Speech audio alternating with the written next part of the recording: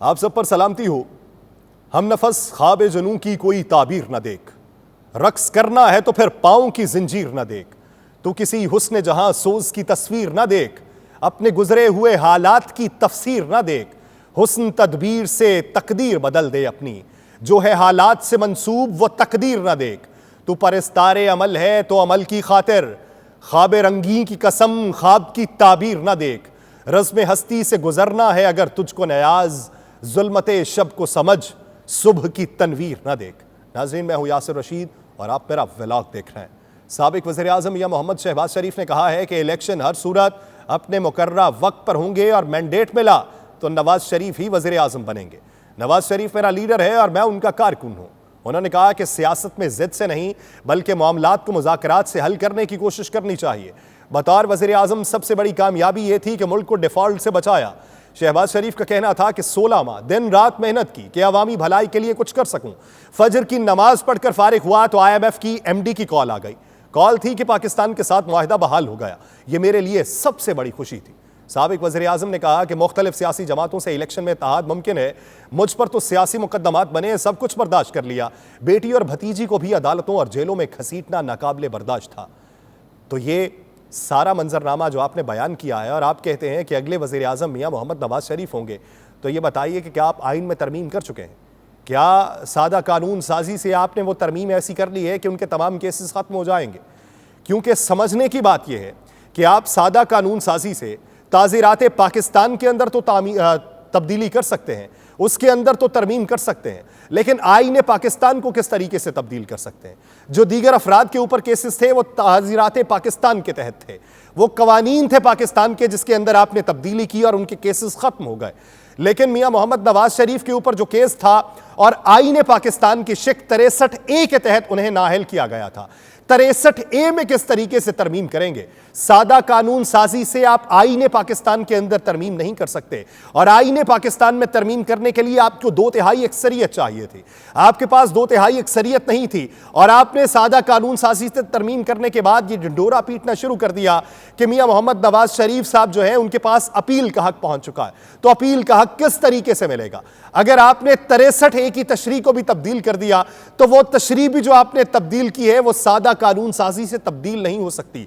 आपके पास कानून के बड़े बड़े दिमाग थे, लेकिन उन बड़े बड़े दिमागों ने बहुत छोटा छोटा सोचा है और उस जगह पर लापस आया है कि जिस जगह से निकलना नामुमकिन है। मौजूदा सूरत हाल के तनाजुर में आप ये सोचते हैं कि आने वाले दिनों के अंदर हमारे लिए रिलीफ के इम्कानात किस तरीके से पैदा होंगे। आप ये कहते हैं कि इलेक्शन वक्त मुकर्रा के ऊपर होंगे, लेकिन जिन्होंने इलेक्शन करवाने हैं वो तो कुछ और सोच रखते हैं।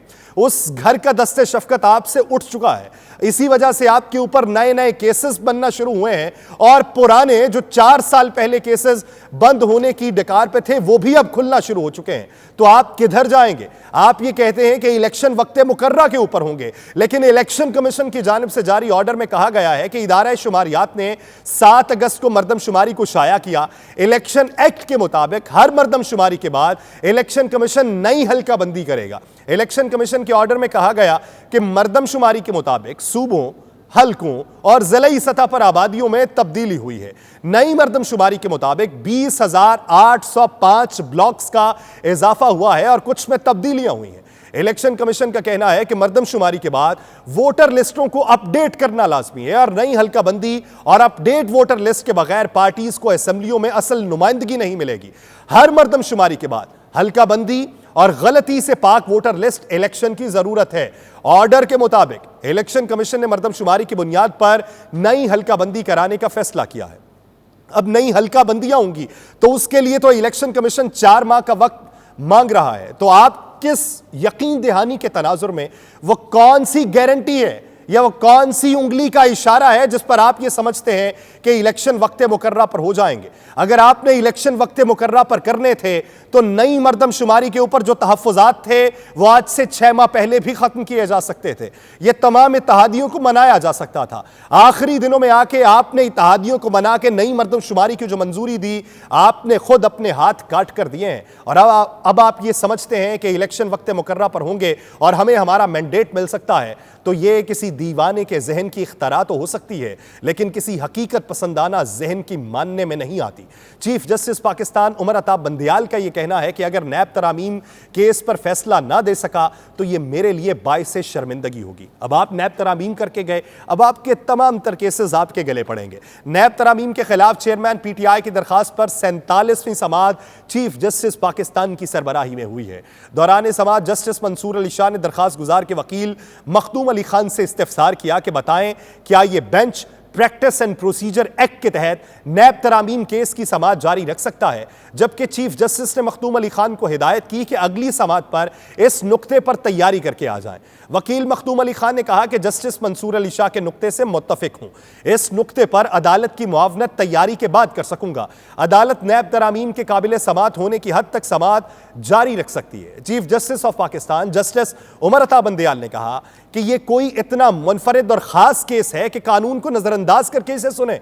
जबकि जस्टिस एजाजुल अहसन ने रिमार्क्स दिए कि अगर वाज़ेह तौर पर समझते हैं कि आर्टिकल 184(3) के तहत यह केस काबिल समाअत है तो समाअत चलेगी। जबकि जस्टिस मंसूर अली शाह ने कहा कि मुआवनत करें कि कैसे यही बेंच केस सुन सकता है। जस्टिस मंसूर अली शाह ने कहा कि अगर अदालत ने नैब तरामीम केस की समाअत मुकम्मल कर ली है तो फिर यही बेंच हो सकता है, बसूरत दीगर कानूनी तौर पर यह बेंच केस की समाअत नहीं कर सकता। जस्टिस उमर अता बंदियाल ने रिमार्क्स दिए कि इख्तलाफ राय के बावजूद अदालती फैसला अक्सरियती जजेस का होता है। अब तक 27 समाअतों पर दरखास्त गुजारों और 19 पर मखदूम अली खान ने दलाल दिए। यह इतना लंबा केस नहीं था। केस के नाकाबिले समाअत होने पर मखदूम अली खान अच्छे दलाल दे चुके हैं।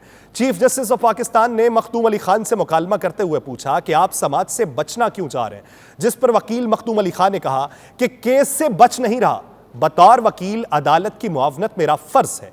जस्टिस मंसूर अली शाह ने कहा कि केस की 47 समाअतें हो चुकी हैं। पहली समाअत पर भी बुनियादी हुकूक से मुतल्लिक सवाल किया था। नहीं बताया गया कि नैब तरामीम में कौन सा बुनियादी हक मुतासिर हुआ। बुनियादी हुकूक के सवाल पर दरखास्त गुजार के वकील तसल्ली बख्श जवाब नहीं दे सके। वकील मखदूम अली खान ने कहा कि अदालत को बता चुके कि हुकूमत ने नैब कानून में मुतअद्दिद तरामीम की, अपनी दानिश में अदालत की बेहतरीन मुआवनत की। ख्वाजा हारिस पिछले 3 माह से चेयरमैन PTI के बेशतर मुकदमात के लिए भाग दौड़ कर रहे हैं। चीफ जस्टिस पाकिस्तान ने वकील दरखास्त गुजार से मुकालमा करते हुए कहा कि हम ये समझते हैं, लेकिन मैं नहीं समझता कि 2023 में की गई तरामीम का जायजा हम ले सकते हैं। अदालत के सामने 2022 की नैब तरामीम चैलेंज की गई थी। नई नैब तरामीम और अपने तहरीरी जवाबात जमा करवा दें और केस को निपटाना चाहते हैं। इंतहाई अहम मुकदमा है, यह चीफ जस्टिस की जानिब से कहा गया। अब इसकी बुनियाद के ऊपर अगली समाअत पे इस पे बात होगी और मेरिट्स पे फैसला किया जाएगा और यही तमाम कानून साजियां इनके गले पड़ेंगी। और ये जो समझते हैं कि वक्त मुकर्रा पर इलेक्शन होंगे, ये सोच में पड़ जाएंगे कि वक्त मुकर्रा को छोड़िए 6 महीने में करवा दें, लेकिन इनकी सुनी नहीं जाएगी। मुझे दीजिए इजाजत, अल्लाह निगहबान।